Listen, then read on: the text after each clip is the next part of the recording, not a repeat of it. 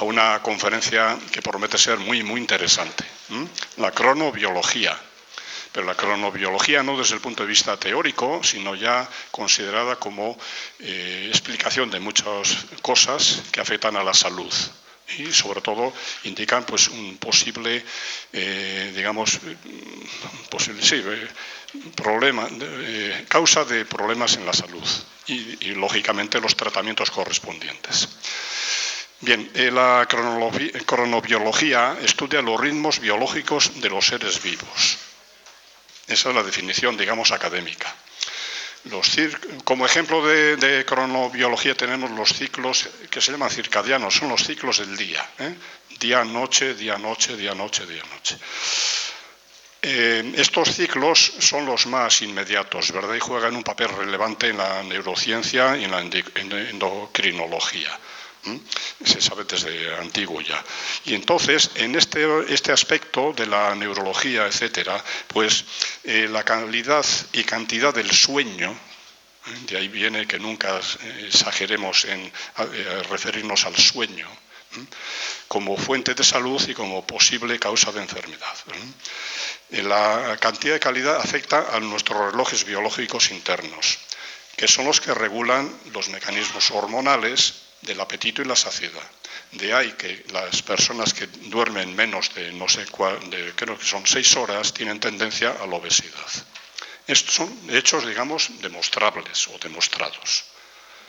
Y claro, es muy, digamos, muy sugestivo, muy sugerente este tipo de descubrimientos. Hace poco ratito estaba hablando con Carlos, mi amigo, y me decía que, claro, ellos, los especialistas en medicamentos, han hecho experimentos con medicamentos que para la misma dosis hay una gran diferencia del efecto terapéutico del medicamento tomados a una hora o a otra. Bueno, pues para hablarnos de temas tan interesantes tenemos esta vez, no es la primera vez que nos acompaña la doctora Leticia Quemada Arriaga, que es doctora en nutrición por la Facultad de Farmacia de la Universidad Complutense de Madrid. Es graduada en nutrición por la Facultad de Medicina de la Universidad de Guanajuato, en México.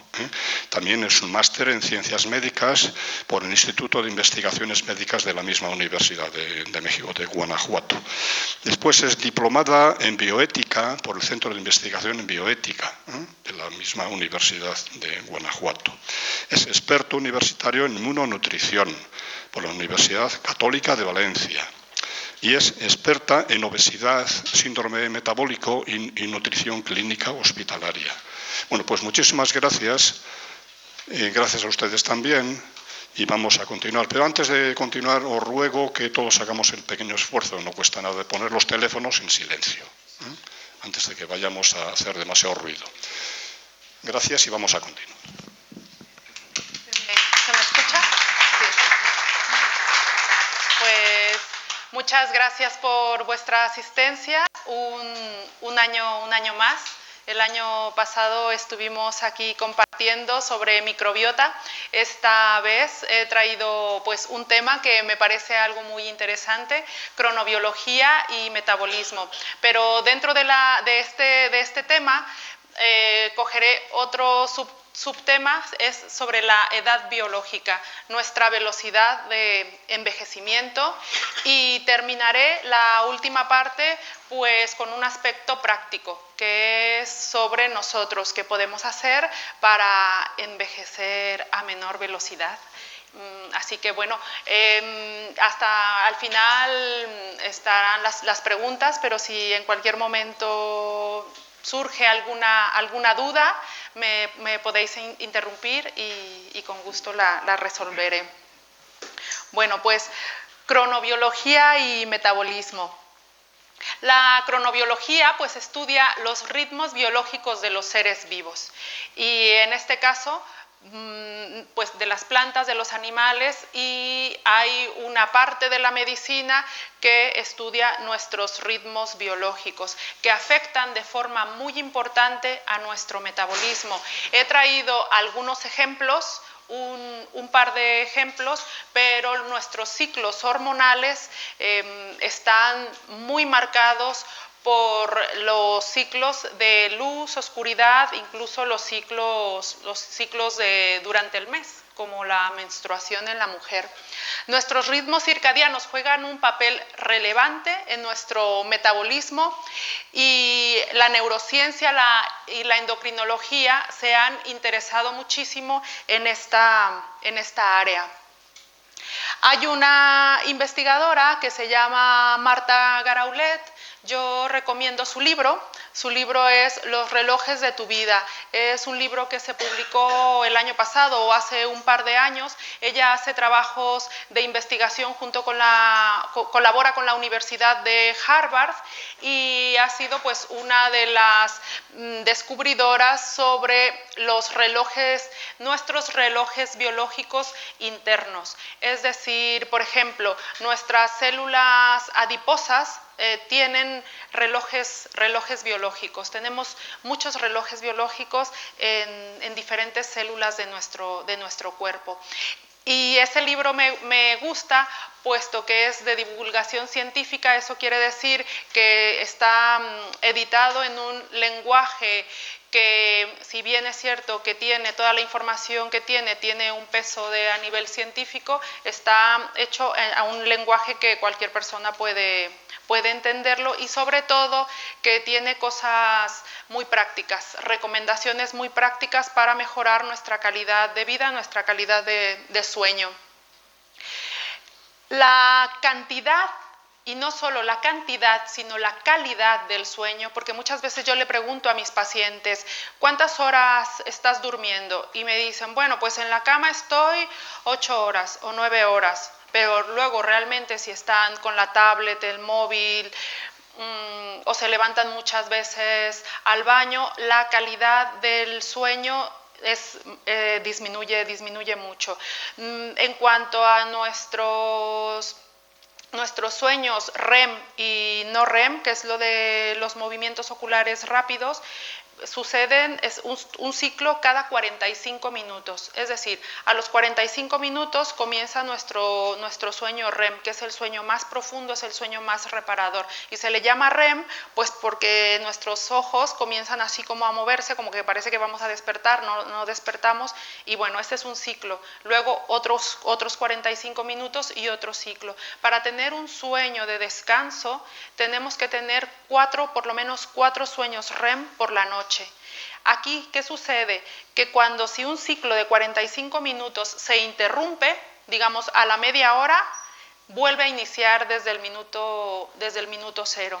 Es decir, que hay personas que efectivamente, aunque duerman o estén dormidos 7 horas, pero si no alcanzan esos 4 ciclos de los sueños REM, su calidad del sueño no es la óptima.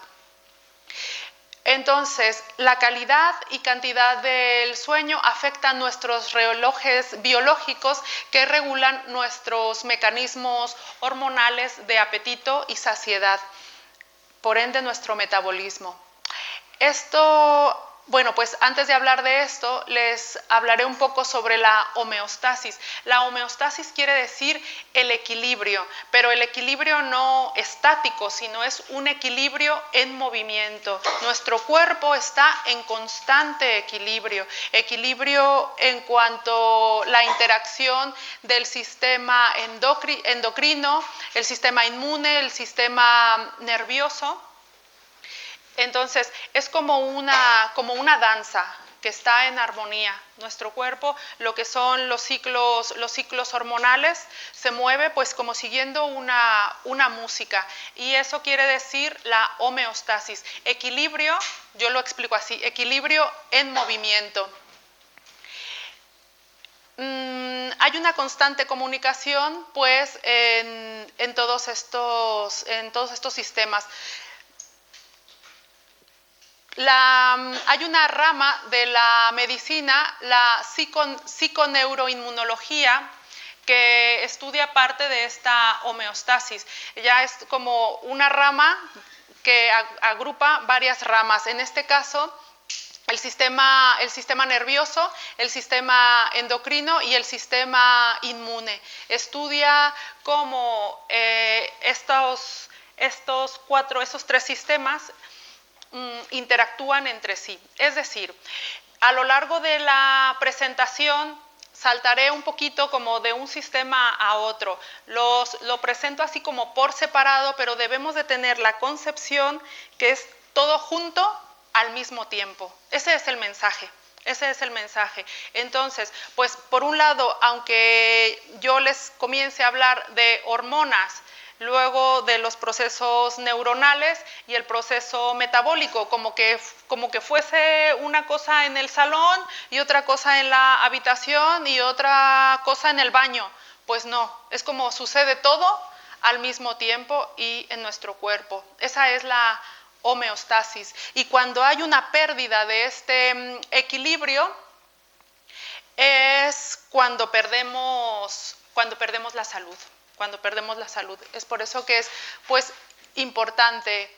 Dentro de la cronobiología se habla de la cronodisrupción.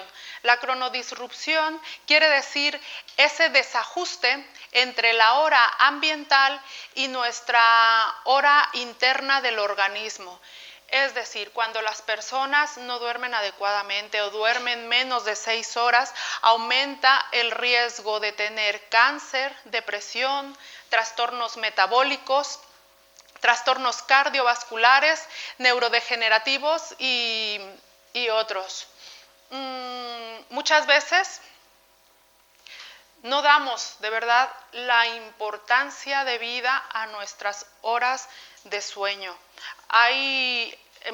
Hace algunos años se hacían estudios de investigación, sobre todo en militares, que eran los que se prestaban voluntarios para hacer trabajos sobre cronodisrupción. Esa clase de estudios ya no se hace por el efecto devastador que tiene sobre la salud de los participantes en esos estudios. Entonces, es una cosa como para tomarla muy, muy en cuenta. Así que bueno, pues abordaremos cómo es que esta cronodisrupción puede llegar a afectar nuestra salud. Entonces, es el desajuste entre nuestros relojes biológicos internos y el reloj, el día y la noche. Entonces, ahí hay un desajuste. Por ejemplo, se sabe que las personas que duermen menos de 6 horas aumentan el riesgo de obesidad. Un ejemplo muy, muy claro dentro de los trabajos de investigación de esta doctora, la que les dije, Marta Garaulet. Ellos tienen pues una clínica de control de peso y entonces en esta clínica pues van pacientes de más de 130 kilos de peso que pues lo que quieren es perder esos kilos que tienen de más y se someten a una cirugía de reducción de estómago. Hay un grupo de pacientes a los que se les hace esa cirugía, a un grupo les va muy bien y les resulta, les funciona, pero hay un pequeño porcentaje de pacientes que teniendo el mismo procedimiento quirúrgico, el mismo tratamiento, el mismo todo, no les funciona, no consiguen bajar de peso. Entonces, claro, eso es en realidad un drama, porque si han ido ya un poco como última instancia a someterse a un tratamiento quirúrgico y resulta que no les funciona, pues han cogido a este grupo de personas y a los que sí les ha funcionado y les han evaluado un montón de factores, desde la actividad física, lo que comen, lo que no comen, muchísimos factores, y llegaron a la conclusión que el factor más determinante en quienes no bajaron de peso era justamente las horas de sueño. Para que os hagáis una idea, la diferencia fundamental en los pacientes que no bajaron de peso era que dormían menos de 6 horas.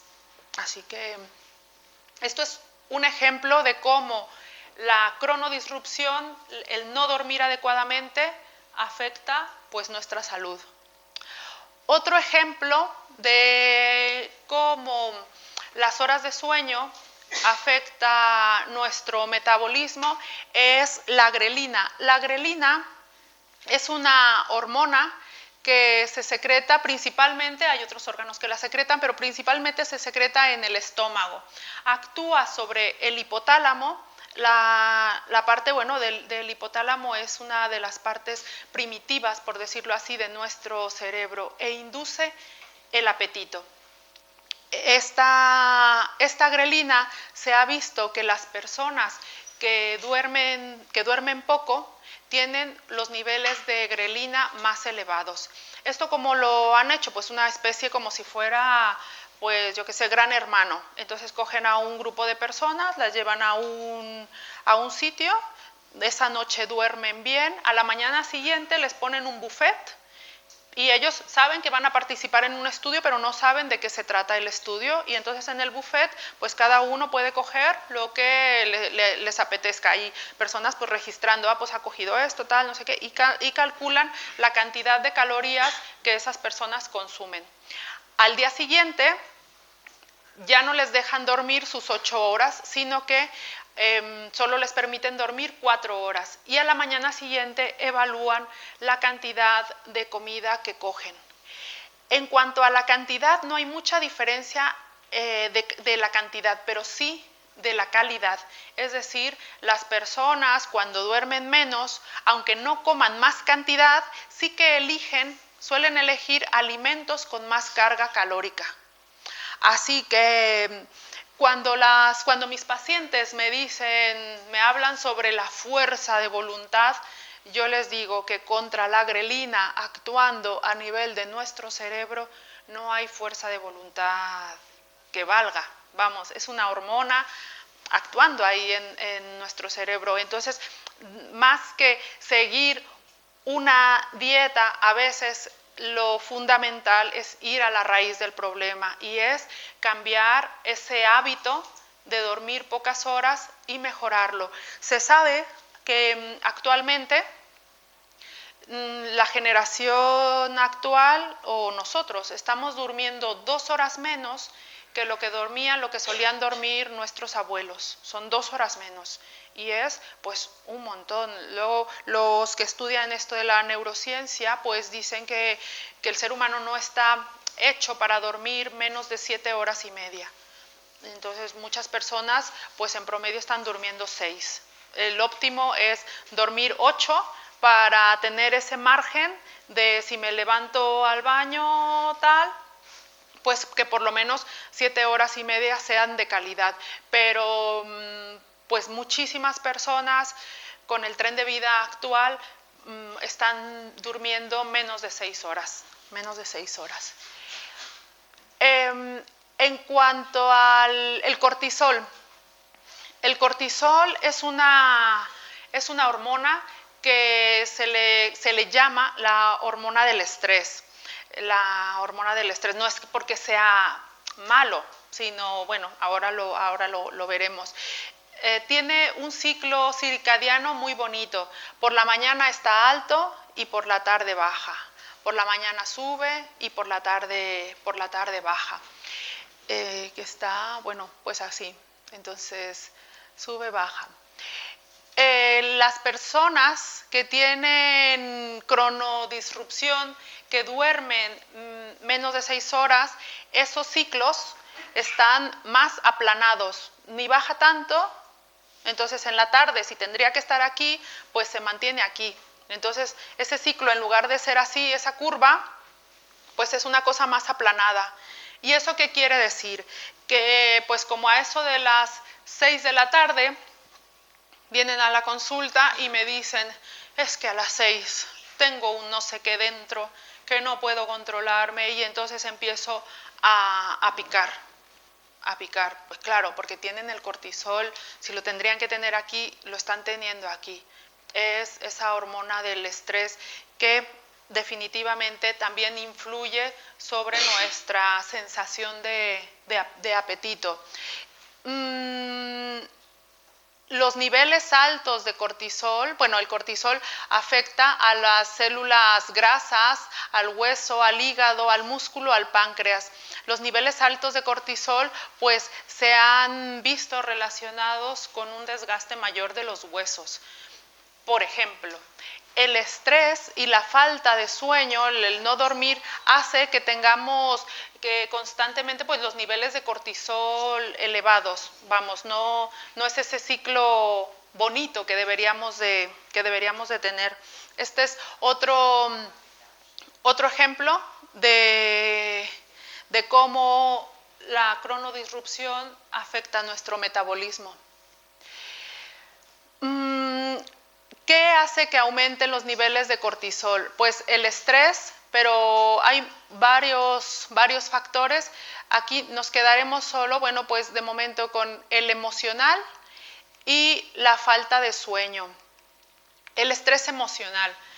Se está teniendo cada vez más foco en esa área de las emociones, porque se ha visto que en cuanto al estrés, ya me lo decía mi profesor de fisiología, él me decía, bueno, por poner un ejemplo, si tú tienes miedo a un perro y de repente tienes miedo a los perros y te sale un perro por la calle, entonces vas a tener pues mayores niveles de hormonas del estrés porque tienes como miedo al perro.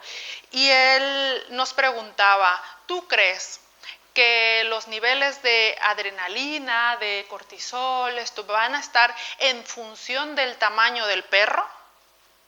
Pues la respuesta es no. ¿Eso qué quiere decir? Quiere decir que nuestro cerebro no distingue el tamaño del problema, no distingue el tamaño del perro.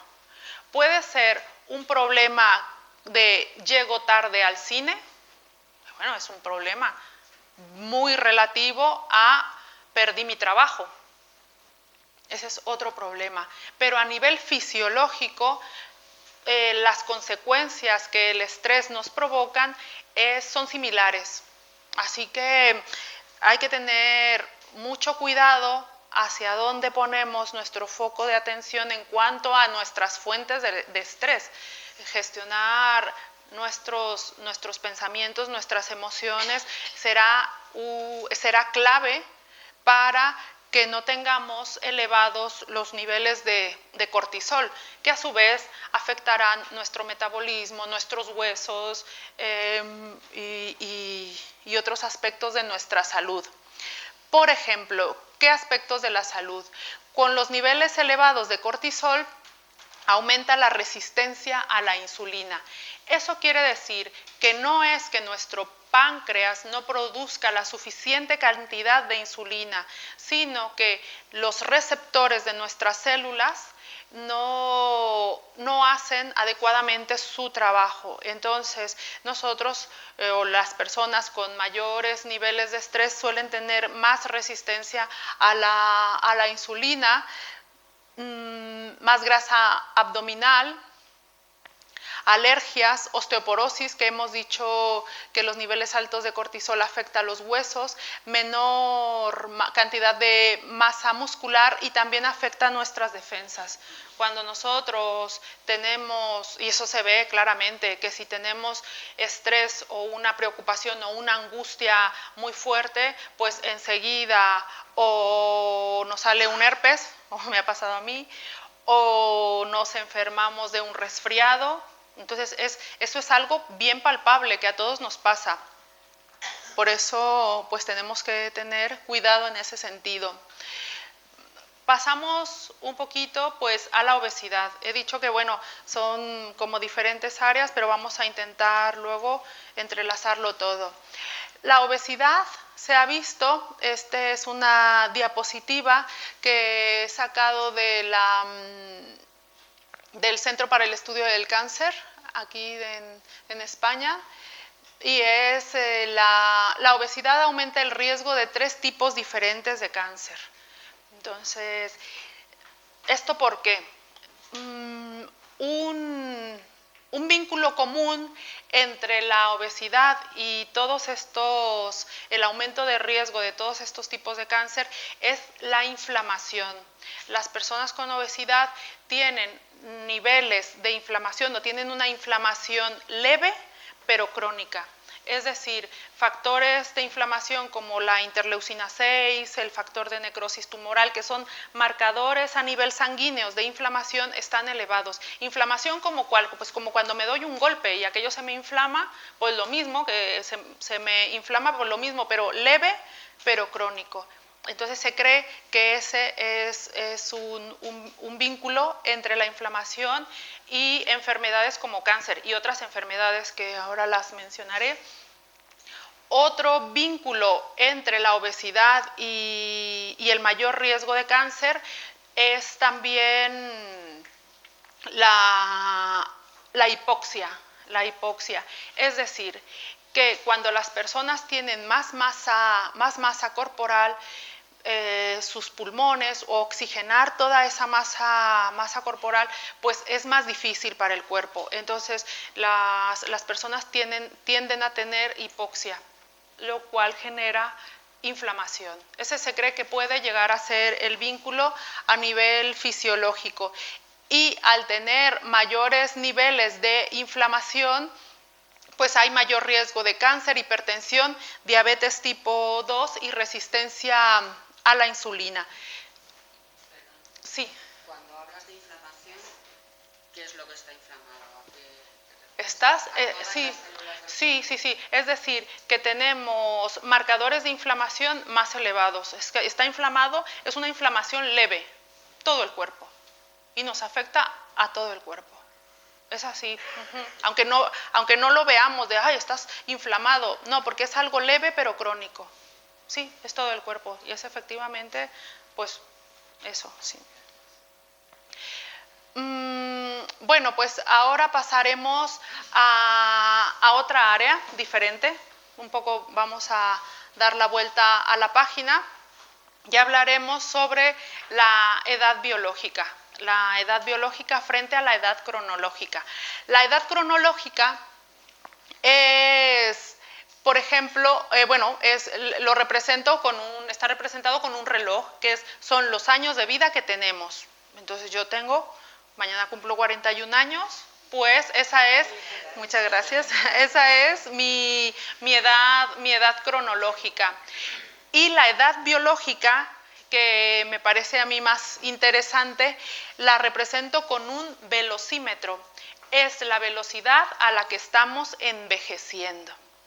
Es decir, hay personas centenarias que tienen una edad biológica similar a la de alguien de 60, 70 años. Y hay personas de 30 años que tienen una edad biológica similar a la de alguien de 80 años. Entonces eso es algo súper importante.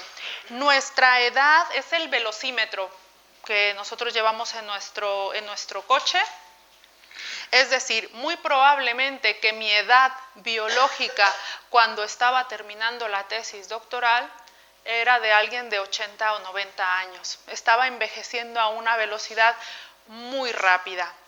Pero ahora, como ya he terminado mi tesis, tengo mi trabajo estable, practico mindfulness, salgo a correr y me cuido la alimentación, pues mi edad biológica ahora es de alguien de 30 años. Entonces, así que he pasado de envejecer a una alta velocidad a envejecer de forma más despacio. ¿A quién le gustaría envejecer más despacio?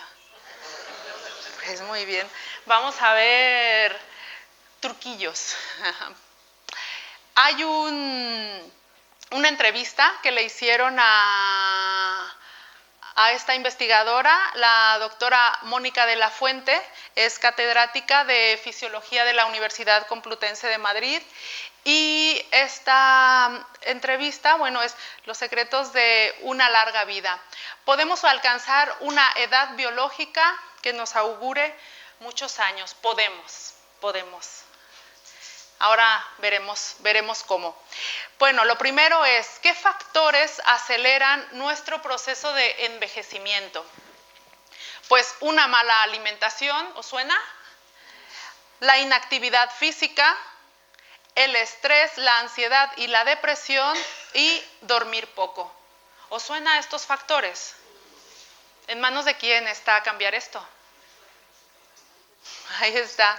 Bueno, pues todos estos factores rompen el equilibrio que habíamos dicho que era la homeostasis, ese equilibrio en movimiento, meten ruido a nuestro organismo, rompen el equilibrio de nuestras células, lo cual repercute sobre nuestra salud y aceleran los procesos de envejecimiento. Nuestro sistema inmunitario también envejece. ¿Por qué? Pues porque cuando nos hacemos mayores se hace más lento, responde de forma más lenta ante las enfermedades, se desarrollan con mayor frecuencia enfermedades autoinmunes, el periodo de sanación es mayor y aumenta el riesgo de padecer cáncer. Es por eso que esta investigadora de la Universidad Complutense pues propuso al sistema inmunitario como un buen marcador fisiológico para determinar la edad biológica de las personas. Entonces yo supongo que en un futuro pues estará al alcance de nuestra mano poder ir que nos evalúen nuestras células inmunitarias y que me digan, pues usted tiene una edad biológica de alguien de 30 o usted tiene una edad biológica de alguien de 80 o 90 o 100. Entonces, pero yo creo que tampoco es necesario eso. Bastará con echar un vistazo a nuestros hábitos de vida. Pero es efectivamente, pues ella hizo un trabajo de investigación en centenarios de la Comunidad de Madrid, esto no se hizo en otro país, se hizo aquí, y observó que había personas que estos centenarios tenían un sistema inmunitario similar a las personas de 30 años. Y por el contrario, personas jóvenes que mostraban un sistema inmunitario de personas mayores, de personas viejas. Así que es posible nosotros tener un sistema inmunitario de alguien más joven. Es posible. ¿Cómo? Porque hoy por la mañana me preguntaban, bueno, pero es que la genética, la genética sí. La genética juega un 25% dentro de nuestro proceso de envejecimiento frente al estilo de vida y factores ambientales, que es el 75%. Es decir que, ojito, tenemos ahí el 75% de posibilidades de hacerlo bien, hacerlo regular o de plano hacerlo mal. Pero ya eso es nuestra decisión. Las decisiones con conocimiento son decisiones que están basadas realmente en nuestra libertad de elección. Así que, bueno, pues las recomendaciones para disminuir la velocidad de envejecimiento. Así que vamos a la parte práctica. ¿Qué puedo hacer? Bueno, la OMS recomienda la actividad física, 150 minutos de actividad moderada o 75 minutos de actividad intensa a la semana. Eso traducido, ¿qué quiere decir? 30 minutos de actividad moderada, subir escaleras, andar, pasear al perro, limpiar la casa, 5 veces por semana, o 25 minutos de actividad intensa, por lo menos 3 veces por semana. Eso es lo mínimo. Lo mínimo. Yo he tenido compañeros de trabajo que cuando dejan el coche en el taller y tienen que coger un par de días el transporte público, tienen agujetas al día siguiente. Entonces, para envejecer más despacio, pues es mejor ir andando a los sitios o en bicicleta. Entonces, ahí lo dejo. Esto es como mínimo, lo recomienda la OMS. Y en cuanto al estrés, porque hemos visto que el estrés aumenta los niveles de cortisol y hemos visto el cortisol, el daño que hace. Es un ejemplo porque realmente aumenta un montón de cosas. el estrés. Bueno, pues yo os propongo mindfulness. Mindfulness. Bueno, pues aquí está este señor que me encanta, me gusta mucho seguirlo en sus conferencias por YouTube, Mario Alonso Puig. Y él escribió pues hace poco un libro sobre mindfulness. ¿Lo has dicho? Perdona. Sí, el libro se llama Tómate un respiro, mindfulness. De cualquier forma, como dejaré la presentación. Y él pues explica los efectos, o sea, sí, los efectos terapéuticos de hacer relajación. Yo propongo mindfulness, pero simplemente es respirar y relajarse. Ya veis vosotros, eso no es tomarse una pastilla, es respirar y relajarse. Y pues aquí vemos dos paseantes. Esto es mindful, como todos los problemas que tenemos aquí. Y acá va a vivir más, porque ve la realidad lo que es. Eso es verdad. Nuestro cerebro, nuestro cuerpo a nivel fisiológico no distingue entre lo imaginado y lo real. Y esto es bien palpable, porque si nosotros nos imaginamos, por ejemplo, la muerte de un ser querido a nivel fisiológico, lloramos, aunque sepamos que no es verdad. Entonces es simplemente como un ejemplo. Cuidado con nuestros pensamientos, cuidado a qué le estamos dando vueltas, rumeando, porque eso tiene consecuencias para nuestra salud. Es bien palpable, bien palpable. Entonces, bueno, pues ahí lo dejo. Eso está en nuestras manos. Cuidar nuestra salud. Bueno, pues ahora pasaré al área que me compete, que es el área de la nutrición, y es algo pues muy bonito.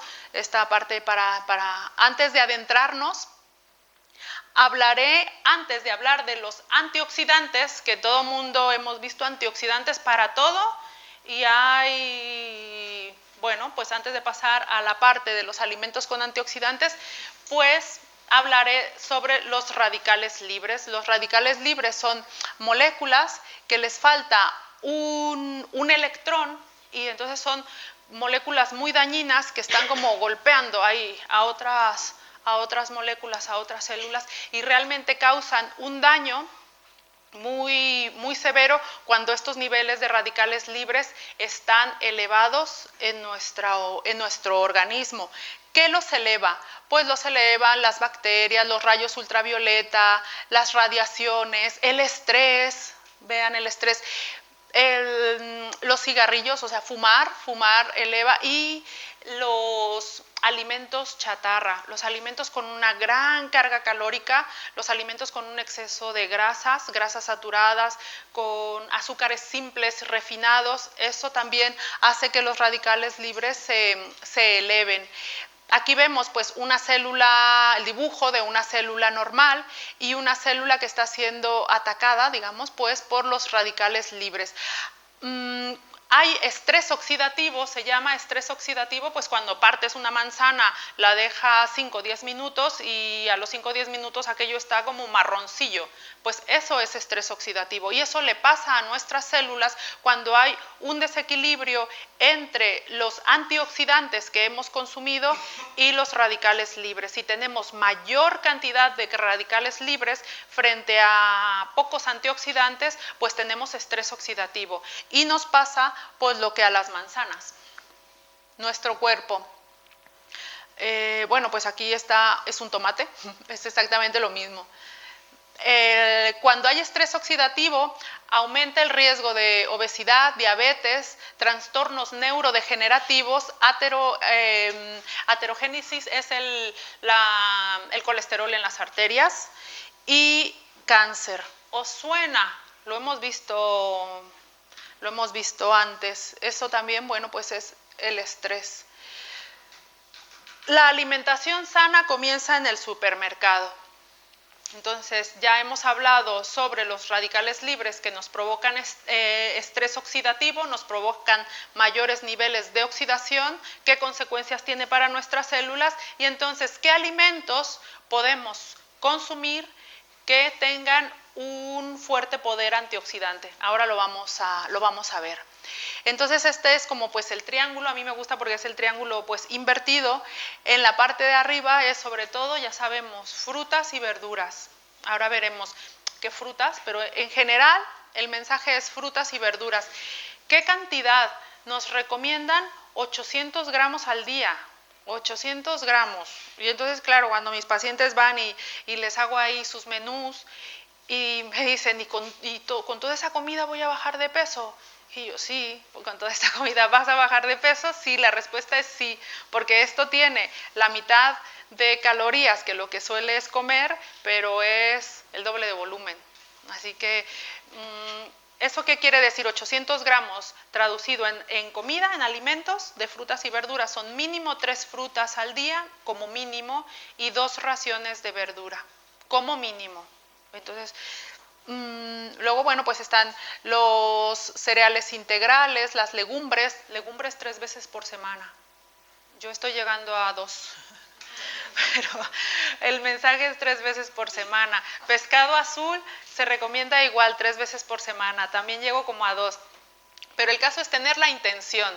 De frutas sí llego a las 3. Y de verduras casi siempre a las 2. Estos nada, o sea, lo que son pizzas, hamburguesas, ya sabemos. Patatas fritas, de verdad que nada o lo menos posible. No lo pongan en el carrito de la compra. Hay abuelas que me dicen, claro, es que ahora desde que estoy a dieta, pues va mi nieto y ya no tengo que darle al nieto. ¿Cómo que no tienes? O sea, no tener para ellas es no tener galletas o Nutella que darles al nieto. Bueno, pero tendrás fruta, otras cosas. Entonces, pero es esa concepción, lo que hemos ido cambiando en nuestra cultura. Cuando hablas de hamburguesas te refieres a las prefabricadas. Claro. O sea, si tú compras la carne picada y te la haces en tu casa. Exactamente, exactamente. Bueno, pues los antioxidantes. Entonces aquí vemos lo que nos provoca oxidación y lo que nos cuida de la oxidación. Bueno, aquí les presento a la vitamina C.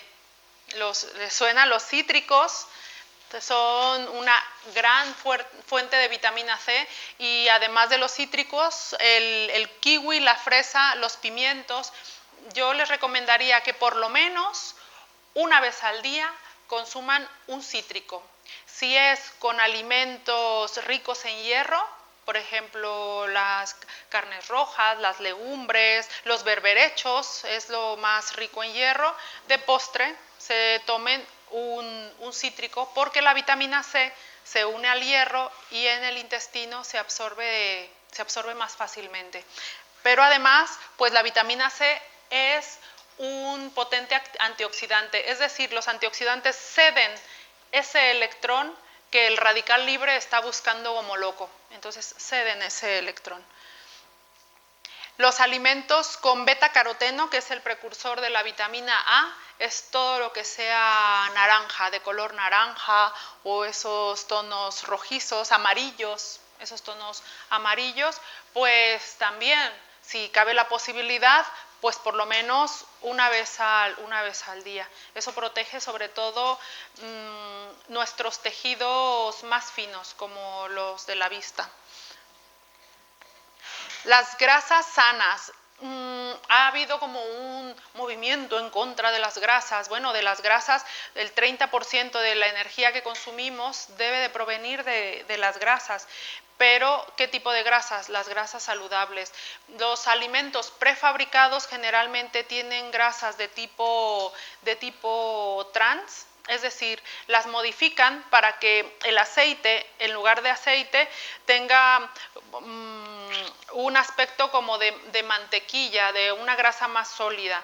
Y así, cuando nos comemos el producto, no parezca que está como muy grasoso. No parece, eso es la enorme desventaja de este tipo de grasas que no son sanas. Pero las grasas que sí son sanas, pues son las de nuestro fabuloso aceite de oliva virgen extra,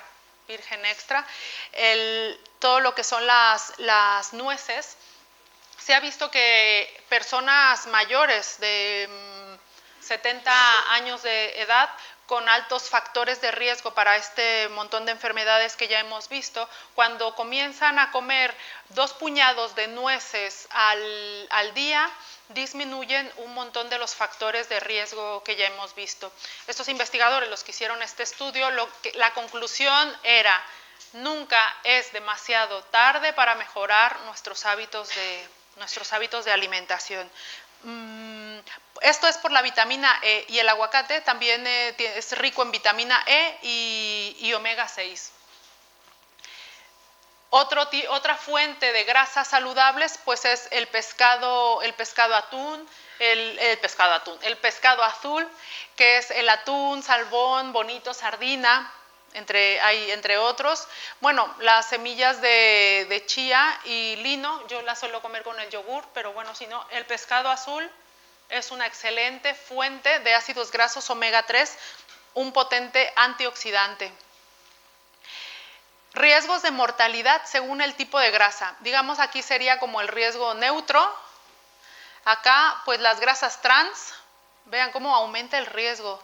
Las grasas saturadas, y disminuye el riesgo de mortalidad cuando se consumen este tipo de grasas, las grasas saludables. Esto es como muy real, muy real. Los frutos rojos, porque los frutos rojos son maravillosos. Yo los suelo incluir pues una vez al día. Todos los frutos, los que sean esos maravillosos colores morados, azulitos, rojos, los que sean de temporada, por el colorante, pero más que el colorante, porque ya enseguida las personas, digo, bueno, pues en México le dije a un tío, pues podrías comer guayaba porque para la vitamina C. Y me dice, sí, porque he visto que venden extracto de guayaba. Claro, es como, pues podrías comer pescado. Sí, es que he visto que venden extracto con omega 3. Pues no nos vayamos al extracto, sino es el alimento en sí.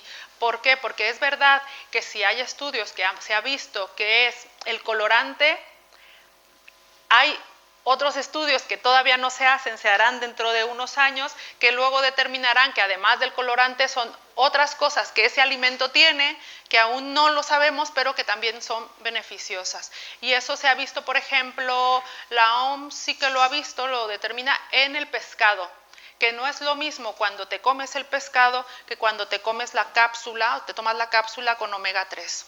El efecto del pescado es mucho mejor, porque tendrá otras sustancias que nos nutren. Ese es el mensaje. ¿Una pregunta? Sí. ¿Respecto a las conservas de pescado? También, sí, se pueden utilizar. Yo en realidad, hay pescado, sí es conservado en aceite, siempre prefiero el de aceite de oliva. El de aceite de oliva, sino pues el de agua. El otro también, no pasa nada. Si luego es en realidad la alimentación total, vamos. Total. Otros alimentos con antioxidantes, pues es el ajo, el té verde, el chocolate negro, el vino tinto o las uvas. Bueno, pues casi para concluir, traigo este par de fotografías, que estas las saqué de una conferencia que me encantó y me impactó. Y miren que a mí que me gusta y es mi área, pero es verdad que como yo soy muy visual, entonces ya en cuanto lo veo, pues como Santo Tomás, pues lo veo y lo creo. Es decir, lo veo y lo creo. Este es en el caso del chocolate, pero se aplica también a los frutos rojos, a la vitamina C. Y este es un estudio que hicieron en ratas con diabetes. Entonces, esta es una rata sin diabetes, estas son ratas con diabetes y son las células beta del páncreas. Es un corte del páncreas. A unas le dieron chocolate y a la otra no. Es decir, a esta le dieron chocolate y a esta no. Y la diferencia es que aquí hay como más huecos. Eso quiere decir que hay menos células beta. Se traduce en que el consumo de chocolate protege a nuestras células beta del páncreas, las que producen la insulina frente al estrés oxidativo. Esto es solo un ejemplo de este alimento, pero el cacao, claro, claro. Chocolate me refiero al chocolate negro, por lo menos el del 70%. No.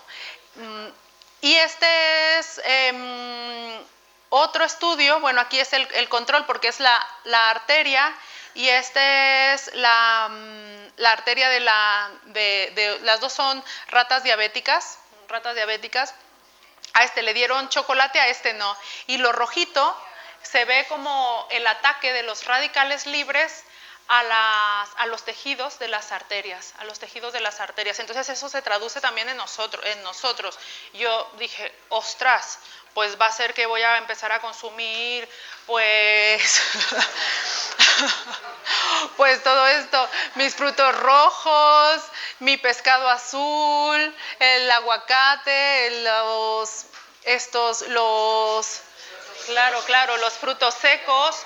Y de verdad que desde que vi esta fotografía, pues digo, pues va a ser que yo quiero tener mis células así y no que estén así.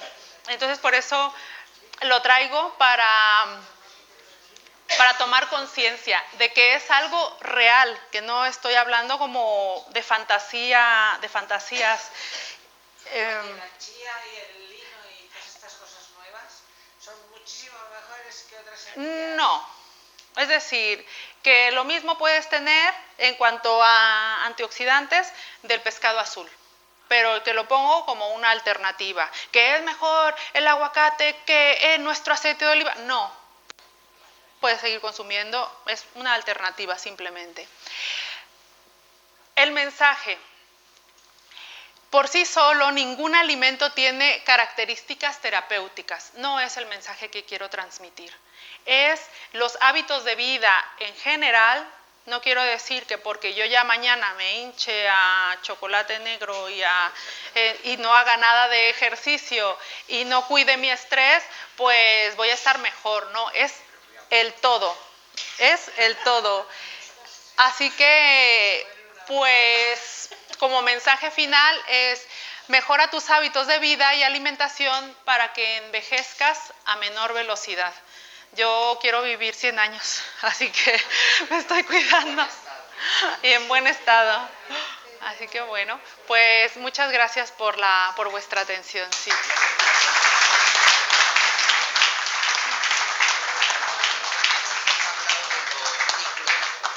Sí. Para que el resto de los compañeros puedan escuchar. Sí. Sobre las horas de sueño, antes has dicho que había que tener 4 ciclos de 45. Ciclos, sí. ¿Continuos o pueden ser alternos? Si se rompe uno de estos ciclos, es como que vuelve a empezar el conteo. Lo suyo es que sean continuos. Esto se ha hecho pues en ratas a las pobres, a las que no se les deja dormir, o se les deja dormir pero no llegar a ese ciclo REM, es decir, a lo mejor las dejan dormir 40 minutos o 30 minutos, les rompen el ciclo, les dejan dormir otros 30 minutos, les rompen el ciclo, de tal forma que aunque hayan dormido 7 horas, no llegan a ese ciclo REM. Lo suyo es alcanzar esos ciclos, sí. Hola, muchas gracias por tu interesante charla. Mira, con respecto a esto de los ciclos, a ver, si tú consigues dormirte, digamos que 12:30, 1:45, ¿no? Y te despiertas sobre las 7 de la mañana, ¿se supone que has tenido esos ciclos? Porque en tiempo... Sí, se ha visto que hay personas que son más diurnas y otras personas que son más nocturnas. Es decir, que nosotros generalmente también tenemos como a la mitad de nuestro sueño, pues es como el sueño más profundo, más reparador. Probablemente no sea lo mismo en una persona que en otra persona, porque hay personas que funcionan mejor por las tardes, incluso por las noches, y hay otras personas, como es mi caso, que yo funciono mejor por las mañanas. Entonces hay personas que son búhos y otras personas que son alondras.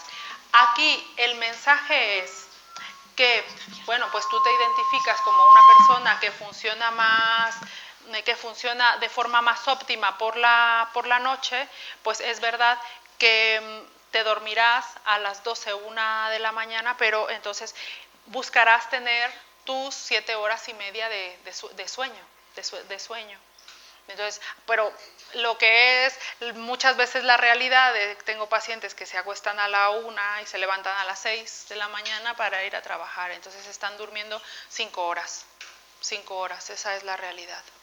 ¿Y qué es antes, el huevo o la gallina? O sea, dormir poco o la obesidad. Yo creo que la obesidad, bueno, es consecuencia de un montón de factores, no solo uno, porque hemos visto que es no hacer ejercicio, comer comida chatarra, y es consecuencia de no dormir adecuadamente, aunque luego es la pescadilla que se muerde la cola. ¿Por qué? Porque las personas con obesidad tienen apnea del sueño y muchas veces llegan a tal nivel de obesidad que he tenido pacientes que incluso necesitan pues el oxígeno por la noche para poder respirar bien, no duermen bien por la noche las personas con obesidad. ¿Adelgazando se cura la apnea? Adelgazando se mejora mucho, y no solo eso, pues un montón de cosas, todo esto, sí. Hola. Sí. ¿Y con los huevos qué pasa? ¿Con los qué? Con los huevos. Huevos. Pues los huevos son maravillosos. Es decir, cuando yo estudié la carrera, ya hace algunos años, a mí me decían, pues eran no más de 3 por semana, pues porque son altos en colesterol. Pues hoy en día se sabe, porque han puesto a un montón de gente a comer huevos durante un montón de tiempo y han determinado si se les aumenta o no el colesterol. Yo lo que sé, y a mí lo que me han dicho los que han hecho estos estudios, es que un huevo al día, todos los días, no aumenta el colesterol. Ahora, yo no sé qué pasa si se comen 5. Entonces, es siempre desde la moderación. El huevo es muy rico en albúmina, en otros aminoácidos. En cuanto a las vitaminas, las tiene todas, excepto la vitamina C. Entonces, es un alimento muy adecuado para la fruta. Frito, bueno, hombre, si es con el aceite de oliva virgen extra, que yo de verdad lo utilizo para todo en cantidad muy moderada, en cantidad moderada, porque es verdad que he tenido amigos que me invitan a cenar y me dicen, bueno, como eres nutricionista te voy a hacer una ensalada, y a la ensalada pues le ponen medio kilo de bacon, pero de verdad, no estoy anécdota.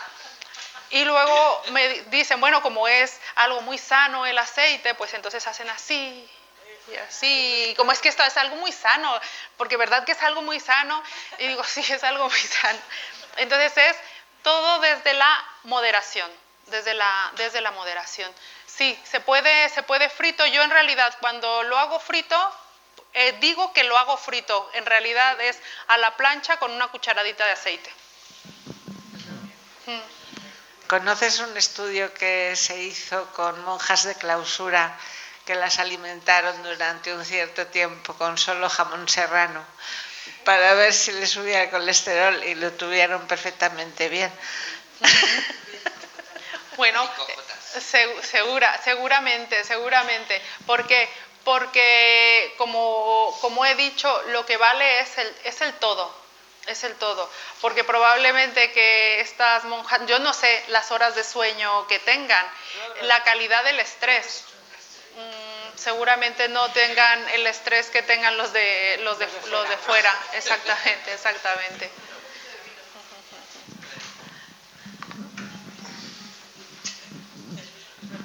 ¿Nos puedes decir algo de alergias e intolerancias?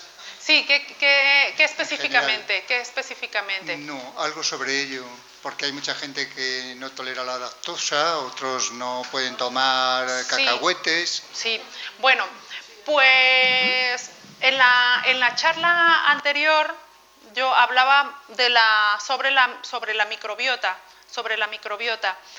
Hoy en día se sabe, en los últimos congresos nacionales que he ido de nutrición, se le comienza a llamar a nuestro intestino nuestro segundo cerebro.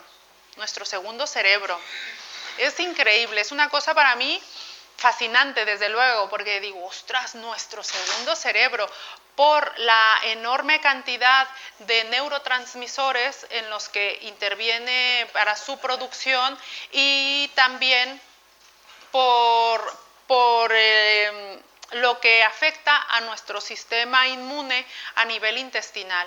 Sin embargo, en cuanto a la salud intestinal, no se le ha prestado como mucha atención.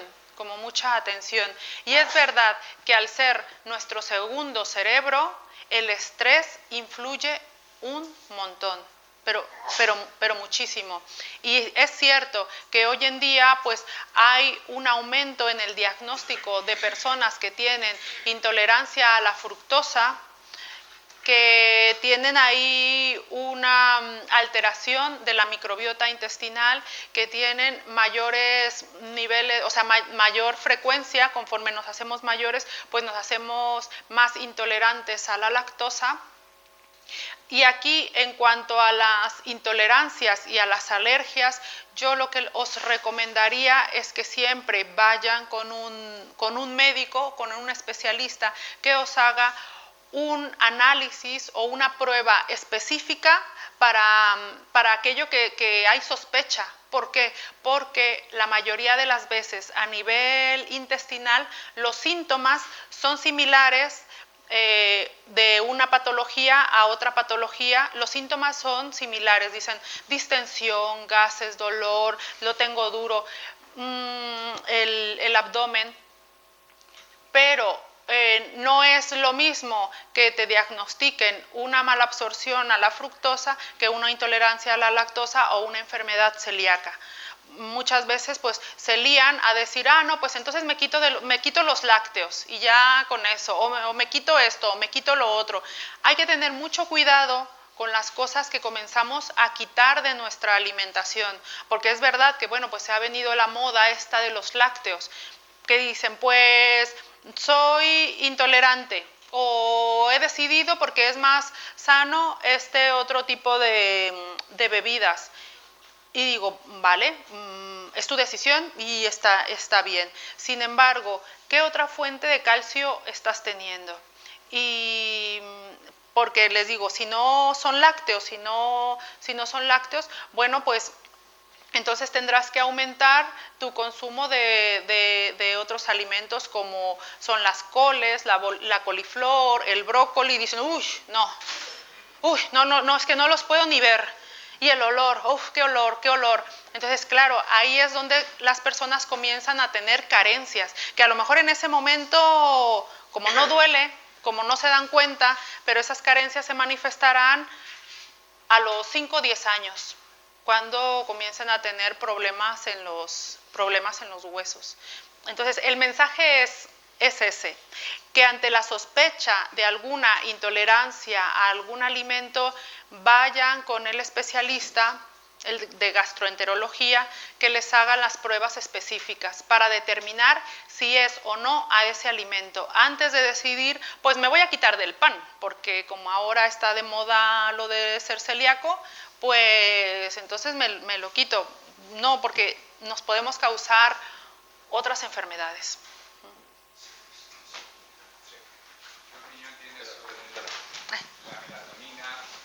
Espera un momentito, por favor.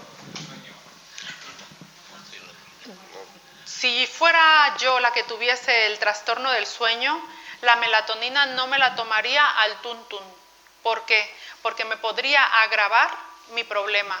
Es decir, que lo primero pues iría con un especialista que me dijera, pues mira, tus ciclos del sueño comienza aquí, y tienes como el ciclo máximo o el sueño más reparador a esta hora, entonces la melatonina te la tendrías que tomar 3 horas antes, 4 horas antes, porque no es lo mismo mi ritmo circadiano que el ritmo circadiano de otra persona, de los ritmos circadianos. ¿Es una alternativa? Sí, es una alternativa, pero yo la tomaría como plan B. Y antes me iría a otras alternativas como el control del estrés. Si el control del estrés no me sirve, pues digo, bueno, pues me aventuro con la melatonina, pero prescrita por un especialista. Porque hay médicos especialistas en salud del sueño. Porque consumir melatonina como, bueno, pues me la voy a tomar ahora antes de dormir. Si no te han analizado tu ciclo del sueño, puede agravarte el problema. Ese es el riesgo, pero bueno, es una opción la melatonina. Sí. Hola, que quería saber una cosa. Cíclicamente se producen modas, por llamarlo así, en cuanto a la alimentación o dietas. Ahora está muy de moda, hace un tiempo, la dieta vegana. Me refiero a la vegana al 100%. ¿Usted qué opina sobre el 100% de usar la dieta vegana? Yo tengo mi opinión, pero quiero saber la suya. Bueno, pues yo tuve una pareja, un vegano maravilloso. Es muy difícil llevar a cabo una alimentación vegana, sobre todo pues en una sociedad como la nuestra. Cuando vamos a un restaurante, pues a lo mucho que te ofrecen literalmente es un tomate por 10 euros. Un tomate así y ya es como tu alimentación. ¿Se puede llevar? Sí se puede llevar, pero se necesita tener un enorme control para que aquello te aporte todo lo que te tiene, los nutrientes que tu cuerpo necesita. Y aún así hay vitaminas como el ácido fólico, la vitamina B12, la vitamina B9, sobre todo vitaminas del complejo B, que no te llega a aportar esa alimentación y tiene que ser suplementado. Ahora bien, hay personas que por cuestiones éticas pues deciden seguir ese tipo de alimentación o por cuestiones culturales o cuestiones religiosas y es algo muy respetable. Se puede llevar a cabo, pero hay que tener un especial cuidado para que no repercuta sobre la salud. Luego, personas veganas que yo haya conocido que terminen teniendo como problemas de salud, yo creo que hay más personas que comen en estos fast food que terminan teniendo problemas de salud y me enfocaría en ellos, sí. No sé si te quedas conforme con mi respuesta. Estoy totalmente de acuerdo, pero quería una respuesta más taxativa, si es posible. Tengo que a mí, a otra persona, 100% vegano. Sí. ¿Puede tener alguna mala consecuencia? No, si se hace una planificación de su alimentación. Acaba de decir que hay algunos elementos que son, sí. Claro, entonces ahí ya se suplementan. Pues con suplementos vitamínicos, sí, con vitaminas, sí. Ya en ese caso sí que se tienen que suplementar. Las personas que hacen una alimentación vegana se tienen que suplementar, sí o sí, para no tener estas carencias. ¿Podría hacer otra pregunta? Sí. Bueno, ahora creo que hay una gran cruzada, no sé cómo se diría, contra el azúcar. Sí. ¿Tan grave es el azúcar? A ver, yo os pongo un par de datos y la decisión es vuestra. En España, en el último encuesta nacional de nutrición, que la hacen un montón de universidades a lo largo de toda España, entonces son datos fiables, se ha visto que en nuestros niños consumen lo que es su peso en azúcar al año. Es decir, si un niño pesa 35 kilos, 40 kilos, pues son 40 kilos al año. Comparativamente con las legumbres, por ejemplo, los garbanzos, en promedio un niño en España come 1 kilo de garbanzos al año. Entonces, vosotros tomen nota, si eso no... Y ahora bien, en la conferencia pasada yo daba un dato y lo daba erróneo porque a mí misma me sorprendía esa cantidad y me sigue sorprendiendo, me cuesta creerlo. Pero bueno, yo le creo a mis colegas que se reunieron el año pasado en el Congreso Nacional de Endocrinología y nos daban el dato que en España, redondeando el numerito, son 400.000 nuevos casos de diabetes al año. Entonces, bueno, pues ahí voy a tener trabajo. Por lo menos. Yo siempre abogo por la salud a nivel preventivo, más que curativo. Son enfermedades que se pueden prevenir. Sin embargo, no veo que haya esa cultura a nivel preventivo. Y a mí los pacientes me llegan, la mayoría ya es a nivel curativo. Es decir, me llegan cuando me dicen, ya no puedo andar y tengo que bajar 30, 40, 50 kilos de peso. Tengo 50 kilos de peso de grasa de reserva, cuando ya no pueden caminar. Entonces ya a ese extremo vamos tarde. Pues gracias por tu pregunta.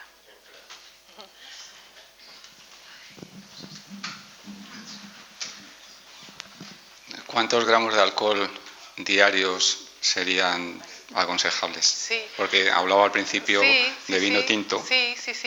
Bueno, pues la mitad de mis colegas me lincharían si recomiendo el alcohol. Sería 0 gramos. Sin embargo, bueno, pues yo voy a dar los datos de los colegas cardiólogos y ellos dicen que un consumo moderado de alcohol no quiere decir tequila o whisky, es alcohol en cerveza o en vino. Un consumo moderado al día disminuye los factores de riesgo cardiovascular. ¿Cuánto es un consumo moderado? Un consumo moderado es un botellín en mujeres y 2 en hombres. Una copa de vino, pues yo diría una copa de vino en general. Podría decir 1 en mujeres y 2 en hombres. Pues bueno, porque los hombres tienen más deshidrogenasa alcohólica, metabolizan mejor el alcohol que las mujeres. Eso es un consumo moderado. Ahora bien, la incidencia, la mortalidad en relación al consumo de alcohol tiene forma de J. Tiene forma de J, es decir, el consumo moderado lo disminuye así. Te pasas un poquito de ese consumo moderado y el riesgo de mortalidad es así. Entonces es en forma de J. Es por eso que no hago apología al consumo de alcohol. La población no necesita ser incentivada para que bebamos. Vamos. El mensaje es ese. No necesitamos como venga el incentivo para beber alcohol. Ya el incentivo lo tenemos. Hola, una pregunta en la línea de lo que han comentado antes sobre las intolerancias. ¿Se podría entender que una vez realizado ese análisis en una persona que presente una intolerancia, mediante una dieta adecuada podría eliminarse esa intolerancia? Sí.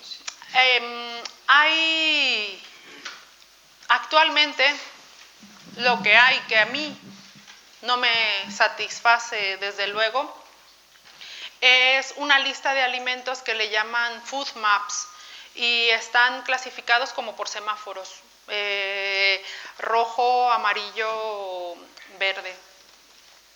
Y de entrada, pues cuando a una persona le detectan estas intolerancias, les quitan pues lo que son lo rojo, se lo quitan, y lo verde lo pueden consumir, y lo amarillo van jugando a ensayo-error.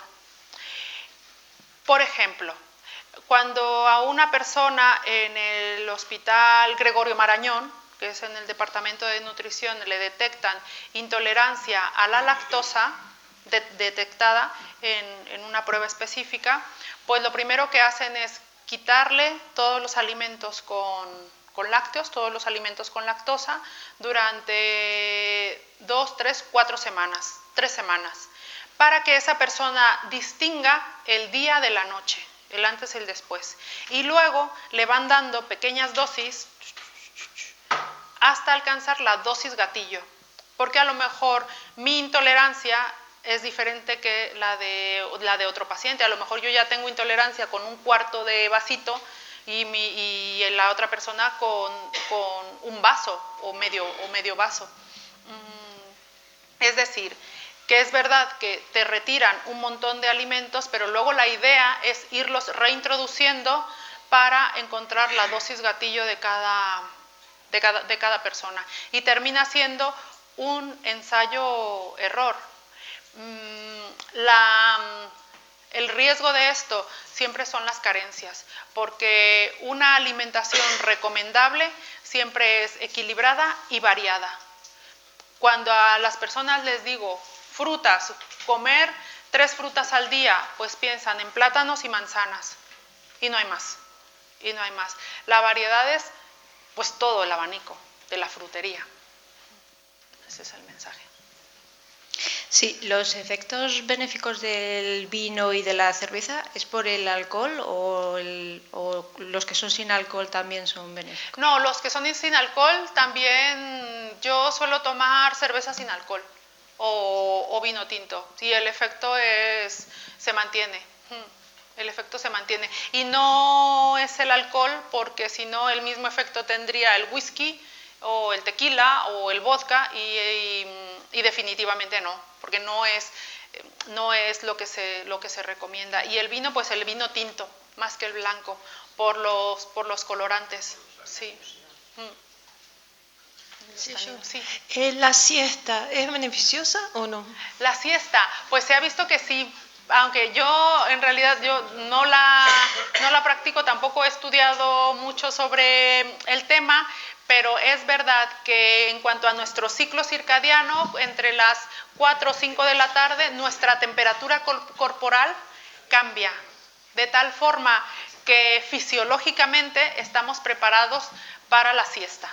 Fisiológicamente estamos preparados para la siesta y hay culturas, bueno, en Andalucía o en Japón, donde las personas se suelen echar así pues un sueñecillo a media tarde de 15-20 minutos y luego continúan con su actividad.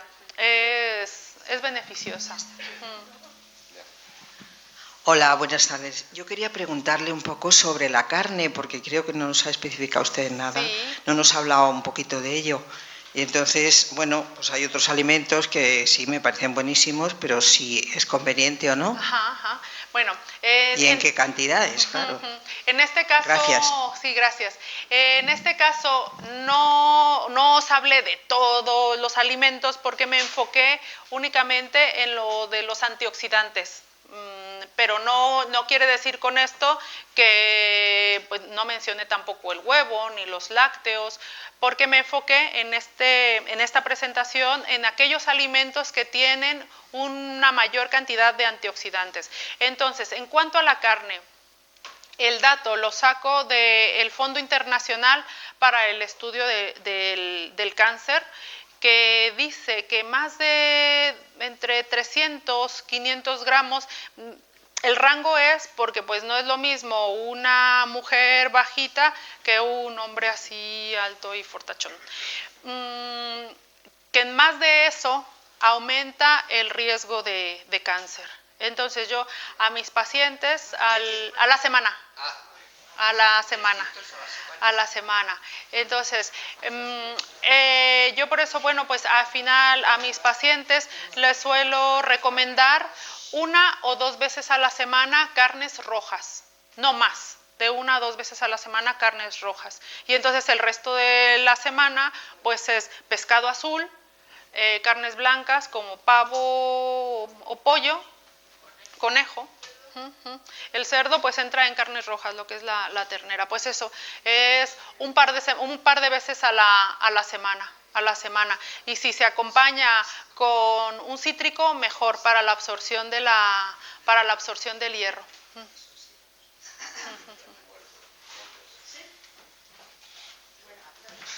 Bueno, pues nada, darte las gracias. Pues muchas gracias. Esperamos. Gracias. Pues como siempre.